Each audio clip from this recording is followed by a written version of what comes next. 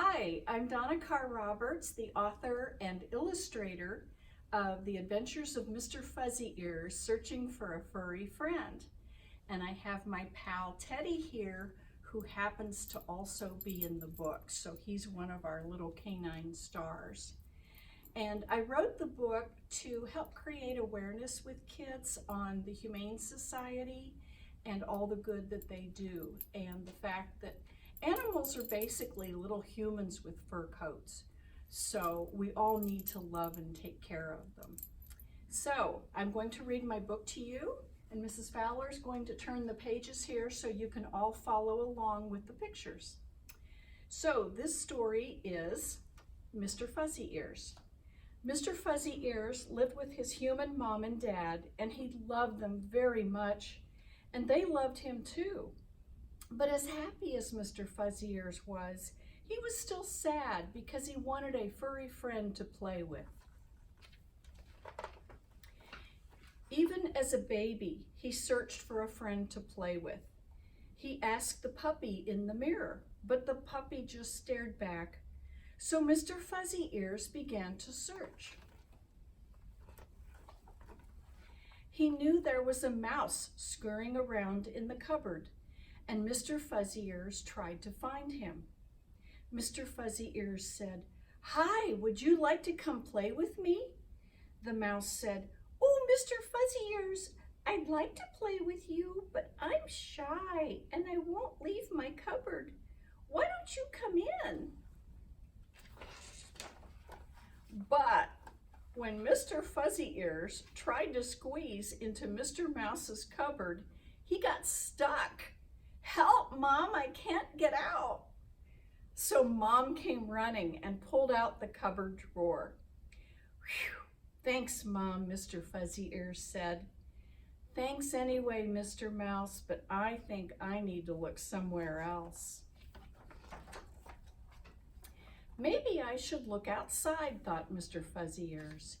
He knew a family of chipmunks lived nearby, so he searched and he found them in the hedge. "Would you come play with me?" he asked. But Mrs. Chipmunk, who was really not very nice, said, "We're shy and we won't leave our nest. And besides, you're too big to play in here, so go away." "I'm sorry," said Mr. Fuzzy Ears, and he sadly walked away. Then Mr. Fuzzy Ears saw Mr. Squirrel in the tree. "Would you come play with me?" he asked. But Mr. Squirrel just sniffed, and then he dropped an acorn on Mr. Fuzzy Ears' head. "Ouch!" "Whoops, sorry," said Mr. Squirrel. "Maybe you could come play when you learn to climb my tree." Mr. Fuzzy Ears said no thanks. His head hurt too much. This was just not a very good day. So because so many of the animals were shy, Mr. Fuzzy Ears thought, "I'll just hide and try to catch whatever little critter passes by." But no one came by. So finally, Mr. Fuzzy Ears decided to get some help. Mr. Fuzzy Ears talked to his mom and dad about his search. They knew exactly where to look, of course. They went to the Humane Society. Mr. Fuzzy Ears said, "I remember this place. This is where Mom and Dad found me.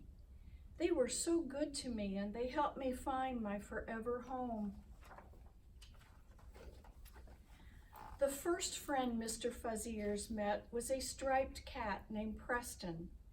They sniffed noses and they really liked each other, but Preston had just come to the Humane Society and was too sick to find his new home yet. Preston told Mr. Fuzzy Ears his human couldn't afford Preston's medical care, so he was brought to the Humane Society.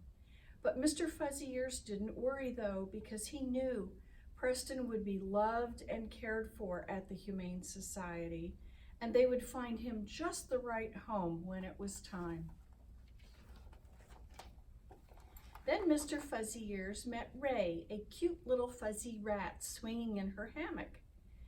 Ray's human had moved to a place that didn't allow animals, so her human brought Ray to the Humane Society.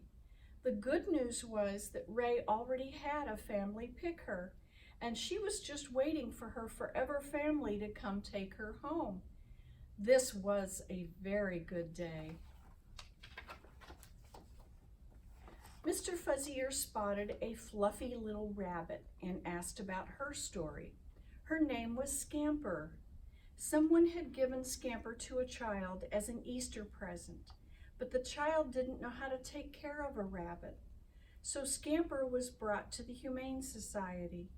Scamper hoped she would find a family who knows that having a pet is an important responsibility and be ready to love and take care of her when it's her time to be adopted. Then Mr. Fuzzy Ears saw a sad dog named Izzy. She was very unhappy, but when she saw Mr. Fuzzy Ears, she smiled and said, "Are you looking for a friend? Please take me home with you." Mr. Fuzzy Ears looked at Mom and Dad, and they said, "Yes." Izzy said, "Thank you," but being a typical kid, she said, "May I also bring a friend?" "The little girl dog next to me is Sophie. She's my very best friend," said Izzy. "We both came from a place with lots of dogs where we were all kept in small cages and we weren't allowed to play. Sophie's very shy, but she's very sweet, and we would be so happy if both of us could come live with you. Okay?" And Mom and Dad said, "Yes." Mr. Fuzzy Ears was delighted. This was a very, very good day. So they all jumped into the car and headed to Mr. Fuzzy Ears' house. But on the way home, they saw a small furry creature trotting along the road. They stopped the car to see what it was. It was a very small puppy who said his name was Teddy, and he was lost. They put Teddy in the car and took him home to care for him until they could find his family. The next day, Mom and Dad put up signs to try to find Teddy's family. They called their animal doctor to see if they knew anyone who had lost a puppy. They called the Humane Society to see if they knew anyone looking for a lost puppy. But no one seemed to be looking for Teddy. So Teddy too came to live with Mr. Fuzzy Ears' family. Now, after searching for so long for a furry friend, Mr. Fuzzy Ears now has 3 furry friends to play with. And now every day is a very, very good day. The end.